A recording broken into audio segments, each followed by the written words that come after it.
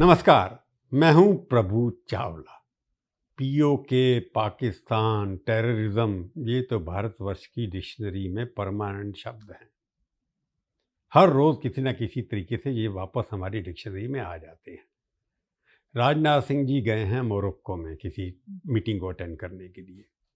वहां पर भी उनके सामने जब भारतीयों के सामने साहब बोल रहे थे तो पीओके उसके अंदर भी आ गया। यानी कि कोई भी भारतीय नेता कहीं भी जाएगा, पाकिस्तान पीओके टेररिज्म ये तो उसके वार्तालाप का हिस्सा बन जाता है। उसके कारण भी है, उन्होंने क्या कहा, भारतीयों का जब भी जाते हैं कोई भारतीय मंत्री जो हैं ऐसे मोरक्को जैसे देशों में बहुत कम जाते हैं, और भारत का रक्षा मंत्री अगर वहाँ जाता है तो जो वहाँ पर भारतीय रह रहे हैं, डायस्पोरा जिसको आप बोलते हैं, वो पाकिस्तान के बारे में तो ज़रूर पूछेंगे। और भारतीय नेताओं को भी पता कि वो क्या कहना चाहते हैं, क्या कहवाना चाहते हैं। तो भारत राजनाथ जी जैसे बोलते हैं बढ़िया अटल जी का नकल करते हुए, उन्हें कह दिया एक समय आने वाला है जब पीओके खुद ही कहेगा मैं भी भारत हूं। हम तो अभी भारत का हिस्सा मानते हैं। तो राजनाथ जी से जिस अंदाज से कहा, वहां के भारतीय तो बड़े इंप्रेस हुआ, तालियां बजी हैं खूब जोर जोर से। परंतु क्यों कहा, क्या जरूरत थी इस वक्त कहने की, इसके क्या परिणाम निकल सकते हैं, इसी पर हम आज करेंगे प्रभु वाणी। तो चलिए क्या बात हुई। अटेंड करने गए थे, जैसा होता है हर मंत्री जो है एम्बेसडर भारतीयों को बुला करके वहाँ पर उनकी मीटिंग कराता है। तो राजनाथ जी को भी बुलाया गया। वहाँ पर जितने भारतीय इंपॉर्टेंट हैं, इंडस्ट्रियलिस्ट हैं, कोई इंजीनियरिंग काम करने के लिए गए हैं, उन सबको बुला करके वहाँ पर उनका जो रिसेप्शन होता है, उसके अंदर राजनाथ जी ने देश के बारे में, हमारे प्रधानमंत्री क्या कर रहे हैं, किस तरह से हमारा विकास हो रहा है, उसके आधार ऑपरेशन सिंदूर भी डिस्कस होना शुरू हो गया। डिस्कशन के दौरान ये भी हुआ कि पीओके का अंत क्या होगा। तो पीओके के ऊपर जो हमारी एक स्टैंड है, पीओके पाकिस्तान ऑक्युपाइड कश्मीर जिसको हम कहते हैं, वो भूगोल के अंदर, अंतर्राष्ट्रीय नक्शे के अंदर तो डिस्प्यूटेड प्रॉपर्टी दिखाया जाता है, परंतु भारत के नक्शे के अंदर वो हमारा पार्ट है, संवैधानिक तरीके से हमारा पार्ट है, पॉलिटिकल से दृश्य से हमारा पार्ट है, और संविधान के माध्यम से और पार्लियामेंट के अंदर यूनानिमस रेजोल्यूशन पास हो चुका है। पीओके हमारा पार्ट है, हमारा उसके अंदर लेना देना कुछ नहीं है।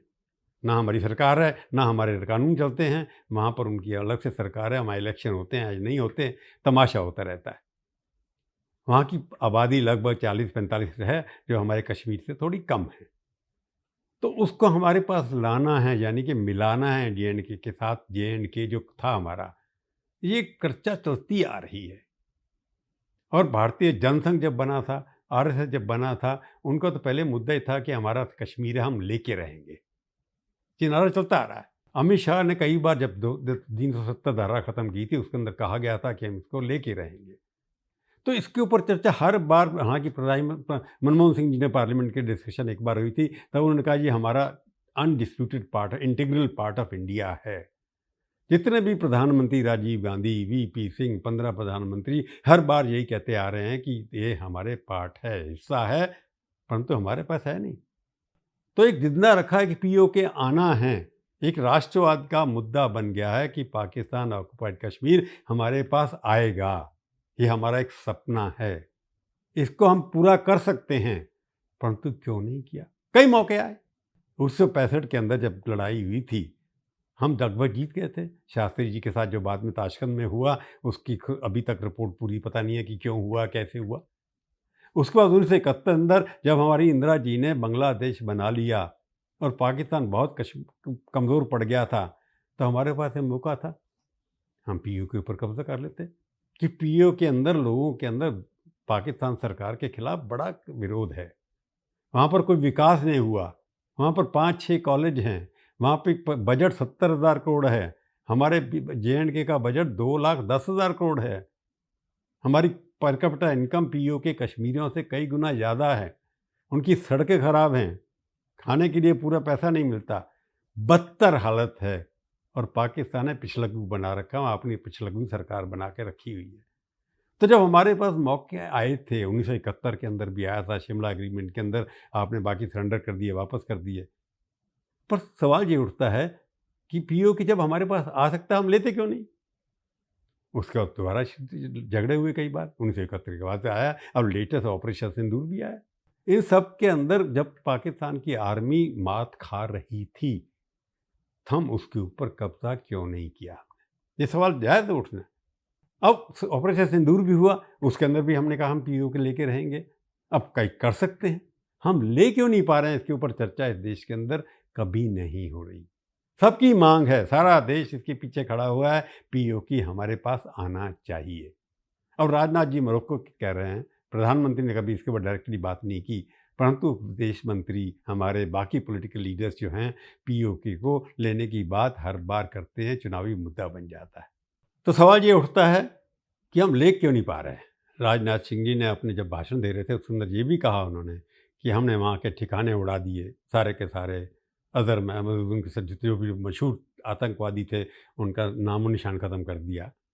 और उन्होंने कहा कि सीडीएस की मीटिंग हुई थी, जिसमें सारे के सारे हमारी सेनाओं के अध्यक्ष थे, जो चीफ ऑफ स्टाफ थे, उनसे पूछा गया था कि आपको अगर पीओके लेना हो, तो हम क्या आप ले सकते हैं? तो उन्होंने कहा हम बिल्कुल तैयार हैं, जब अब आदेश होगा राजनीतिक, हम ले लेंगे। तो सवाल उठता है कि वो आदेश कब आएगा?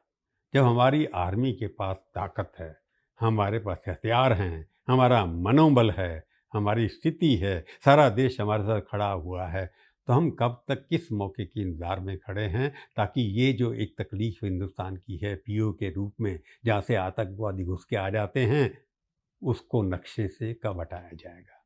कब वो नक्शे के अंदर भारत का रंग बदलेगा? क्योंकि हमारी आर्मी बिल्कुल तैयार बैठी है और उसके बाद दम भी है। जितने भी युद्ध हुए हैं, उसके अंदर हमने जीते हैं। आतंकवाद का एक सूत्र यही है, क्योंकि जिस तरह से ज्योग्राफी है उसकी, वो एक तरफ से चीन से सटा हुआ है कि चीन को उन्होंने 5000 एक स्क्वायर मीटर ज़मीन दे दी। तो चीन एक रास्ता वहाँ से बनाता चला जा रहा है। एक तरफ वो गिलगिस्तान बाल्टिस्तान से जुड़ा हुआ है, वहाँ पर जगह दे दी, वहाँ पर चला गया। 2,20,000 स्क्वायर मील का जो इलाका है, उसके अंदर लगभग 1,20,000 स्क्वायर मील चाइना या पीओके के पास है। और उसके खूबसूरत है बहुत अच्छी तरह। सिंध का पानी जो भी आपके पास है, उसका भी प्रयोग हम अच्छी तरह से कर सकते हैं। आर्थिक दृष्टि से, सामरिक दृष्टि से, राजनीतिक दृष्टि से पीओके का भारत के अंदर एक नेचुरल एमलगमेशन होना चाहिए, जुड़ना चाहिए। और जिस तरह के हमारे पास हथियार हैं, जिस तरह की सरकार है, जिस तरह की हमारी लीडरशिप है, उसके अंदर हम कभी भी कर सकते हैं, क्योंकि पाकिस्तान के साथ लोग दिखाई तो देते हैं, परंतु जो परमाणु बम की वजह से डरते हैं, क्या वो हमारे पर बम छोड़ देंगे? और मोदी जी ने कहा है कि हम परमाणु की ब्लैकमेल में नहीं आने वाले। हमारे डिफेंस मिनिस्टर ने भी बहुत बात कहा है। तो क्योंकि जिस तरह से और वहाँ के लोग भी भारतवर्ष के अंदर आना चाहेंगे, क्योंकि उनको भारत के अंदर विकास की एक धारा दिखाई देती है। तो क्यों नहीं हो रहा है? क्योंकि ज्योग्राफी के हिसाब से जैसे कि 3 हिस्सों में बँटा हुआ है वो। तो सामरिक दृष्टि से हमारे पास ये बड़ा इम्पोर्टेंट है।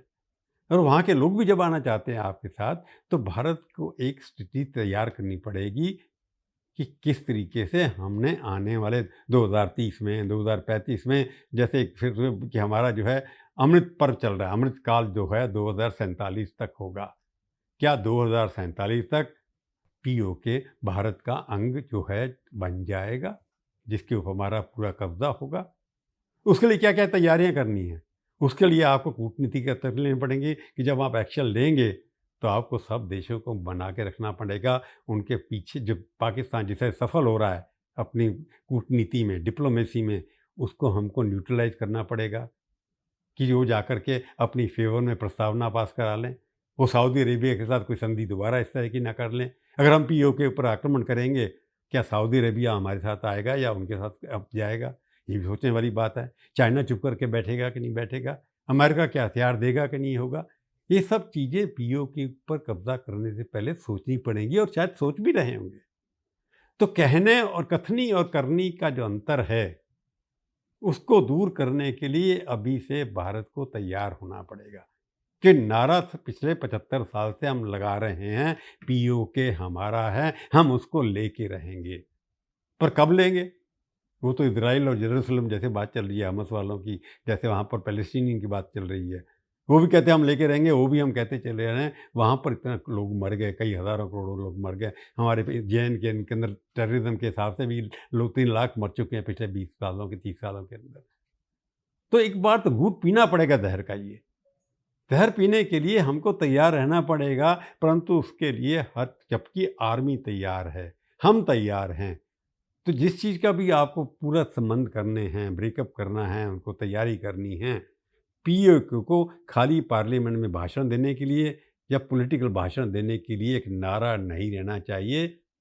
भारत सक्षम है, उसको उस हिसाब से काम करना चाहिए और अगले आने साले में ये लगना चाहिए पीओके के ऊपर कब्जा करेंगे। और कश्मीर में तरक्की तो हो रही है, वहाँ पर अच्छे अच्छे मकान बन रहे हैं, अच्छे अच्छे डेवलपमेंट हो रहा है, धीरे धीरे लोग भारतीय म्यूजिक स्ट्रीम के साथ जुड़ते भी चले जा रहे हैं। टाइम लग रहा है, असेंबली बन जाएगी वहाँ पर, परंतु जब तक आप इस असेंबली को अपने साथ नहीं ले लेंगे, उससे आगे बॉर्डर को क्रॉस करने के लिए आपको थोड़ी मुश्किलातें आ सकती हैं।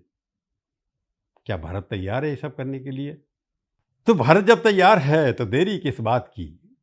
अगली बार जब राजनाथ जी भाषण देंगे, देश अपेक्षा करता है कि वो रोड मैप के साथ कहें कि हम अब एक तरह से उसको भारत का अंग बनाएंगे। आज के लिए केवल इतना ही। अगली बार फिर मिलेंगे, किसी और विषय पर करेंगे प्रभु वाणी। धन्यवाद। पर जाने से पहले फिर वही रिपीट कि मेरे चैनल को सब्सक्राइब करिए, उसको कमेंट करिए, मित्रों के साथ शेयर भी करिए और टिप्पणी भी लिखिए। आती हैं बहुत आजकल, बहुत गालियाँ भी पड़ती हैं, पर आप देते रहिए तो मेरे को आशीर्वाद भी और गालियाँ भी, मैं बुरा नहीं मानूँगा। नमस्कार।